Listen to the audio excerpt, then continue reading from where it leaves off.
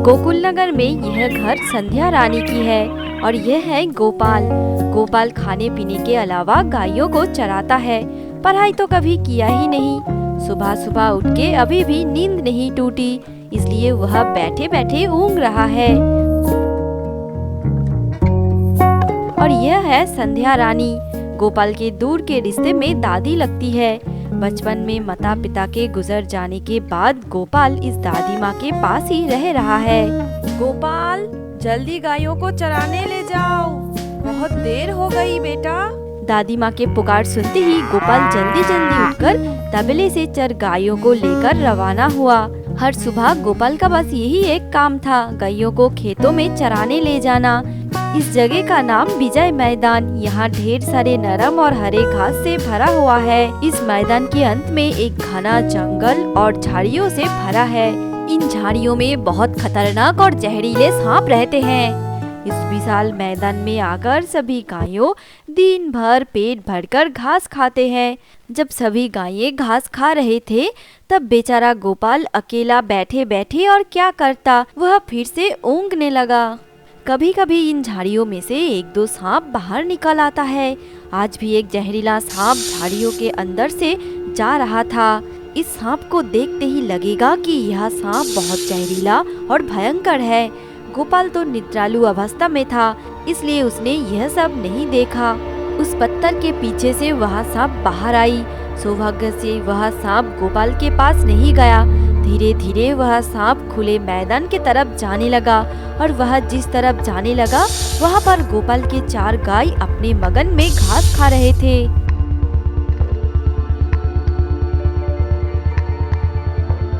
चार गायों में पहले एक ने उस सांप को आगे बढ़ते हुए देखा तो डर के मारे एक छलांग लगा के वहाँ से भागा। फिर बाकी 3 गायों ने उस सांप को देखकर जल्दी वहाँ से भाग गए। अचानक ये सब देखकर वह सांप भी बहुत डर गया और जल्दी जल्दी झाड़ियों की तरफ जाने लगा। इधर गोपाल कुछ समझ नहीं पाया कि आखिर हुआ क्या, इसलिए आश्चर्यचकित होकर देखने लगा कि उसका 4 गाय डर के मारे इधर उधर भाग रहे हैं। फिर गोपाल जल्दी उठ के अपने गायों को रोकने के लिए गया।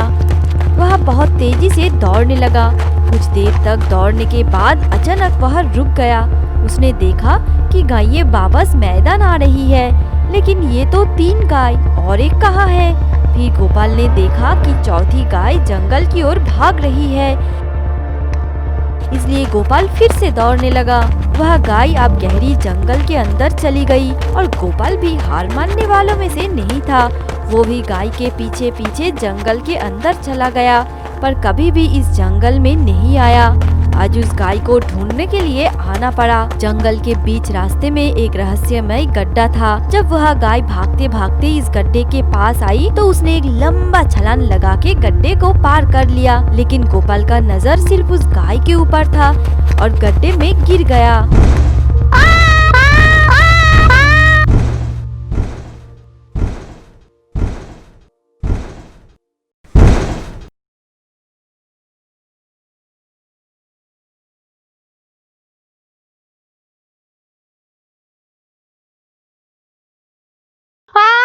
चुप, एकदम चुप, चिल्लाओ मत। जल्दी उठो, इधर आ जाओ मेरे पास, समझे?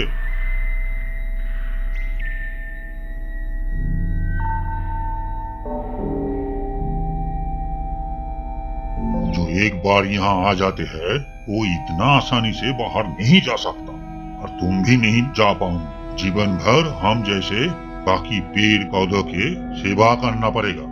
यह सब सुनकर गोपाल बहुत डर गया। जीवन भर यहाँ पर रहना होगा तो बूढ़ी दादी की क्या होगा और गायों का क्या होगा। गोपाल यही सब सोचने लगा। सभ्यता के नाम पर तुम लोग पूरा मनुष्य जाति हम सबको काट के बड़े बड़े बिल्डिंग बनाते हो, ऐशो आराम से रहने के लिए नए नए कारखाना बना रहे हो, और उसमें से जहरीला धुआं निकाल के पूरा आसमान और हवा में जहर मिला रहे हैं। आने जाने के लिए यहाँ वहाँ ब्रिज बनाते हो, जंगल के अंदर से हाईवे बना रहे हो। यहाँ सब कुछ करने के लिए तुम लोग हमें हत्या करते हो।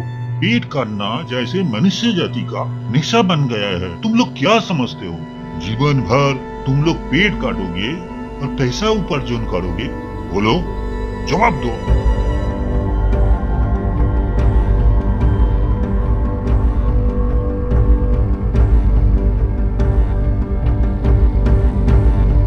इतनी देर से उस पेड़ को बात करते देखकर गोपाल थोड़ा डर गया था, लेकिन अब सब कुछ सुनने के बाद सभी पेड़ों के लिए गोपाल का मन तरस रहा था।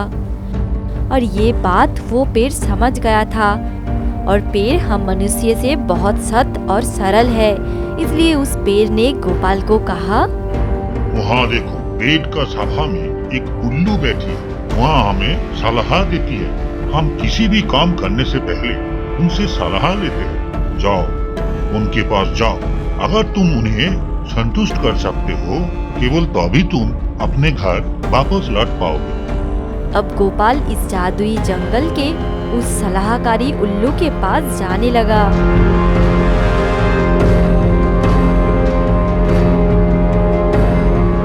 अब मैं तुम्हें 3 सवाल करूंगी। तुम्हें उनमें से कम एक सवाल का जवाब देना ही होगा। यदि तीनों सवालों के जवाब गलत देते हो तो तुम्हें जीवन भर यहाँ रहना होगा। अच्छे से याद रखना। हाँ, याद रहेगा। मेरा पहला सवाल, कुछ ऐसा नाम है जो दुनिया में हर जगह है। कोई भी इसे देख नहीं सकता, लेकिन महसूस कर सकता है। बताओ क्या होगा? भूत। गलत जवाब। यह हवा होगी। मैं और 2 सवाल पूछूंगी। तुम्हें उनमें से एक सवाल का जवाब देना ही होगा। ध्यान से सुनो। मनुष्यों में वायु का क्या उपयोग है जिसके बिना मनुष्य नहीं जी सकेंगे? हवा के मदद से हम कपड़े सुखाते हैं। मैं निश्चित हूँ कि तुम जैसे मूर्ख इस दुनिया में और कहीं नहीं होगा। हवा में ऑक्सीजन है और ऑक्सीजन के बिना मनुष्य नहीं रह सकेंगे। समझे? अब मेरा तीसरी और आखिरी सवाल। ध्यान से सुनो, सोच समझकर जवाब देना, नहीं तो जीवन भर यहाँ रहना पड़ेगा। अब सुनो, कौन हवा से कार्बन डाइऑक्साइड को अवशोषित करता है और ऑक्सीजन को छोड़ता है? अच्छा, यहाँ तो चारों ओर सिर्फ पेड़ पौधे हैं, तो क्या जवाब पेड़ ही होगा? पेड़। बिल्कुल सही जवाब दिया है तुमने। पेड़ पौधे के बिना इस दुनिया में मनुष्य नहीं जी सकते। फिर भी दिन पर दिन लोग पेड़ों को काट रहे हैं। वे अपना नुकसान स्वयं कर रहे हैं। जाओ, चले जाओ यहाँ से। इस बार के लिए तुम बच गए।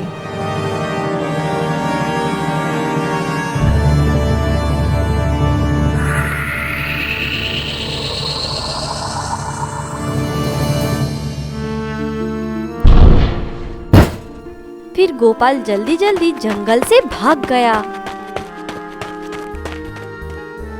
अशिक्षित मूर्ख गोपाल को एहसास हुआ कि हमें पेड़ों की कितनी जरूरत है, इसलिए वह घर के आसपास बहुत सारे पेड़ पौधे लगाना शुरू किया। अचानक पेड़ के लिए इतना प्यार कैसे हुआ, ये बात दादी माँ समझ नहीं पाई, लेकिन ये सब देखकर उन्हें अच्छा लग रहा था। और कुछ सालों के अंदर गोपाल के घर के आसपास के इलाके पेड़ पौधे से भर उठे थे। अब तो रंग बिरंगी चिड़िया यहाँ पर खेलते हैं, गाना गाते हैं। पूरा वातावरण ही बिल्कुल बदल चुकी थी। जो लोग पेड़ों और पर्यावरण के बारे में सोचे बिना अंधाधुंध होकर पेड़ों को काट रहे हैं, अगर वे एक बार उस जादुई जंगल के छेद में गिर जाते तो यह दुनिया ऐसे कंक्रीट से भरी नहीं होती, बल्कि चारों ओर हरियाली से भरा होता। यह दुनिया खूबसूरत हो जाती, ठीक गोपाल के घर जैसा।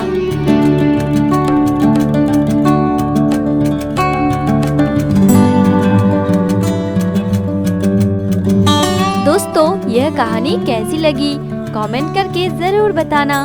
और आगे ऐसे ही सुंदर सुंदर कहानियाँ देखने के लिए हमारे चैनल डिंग डोंग हिंदी कहानी को जरूर सब्सक्राइब करना। और अगर हमारी कहानियाँ सबसे पहले देखना चाहते हैं तो पास में बेल आइकॉन को दबाना ना भूलें। Thank you.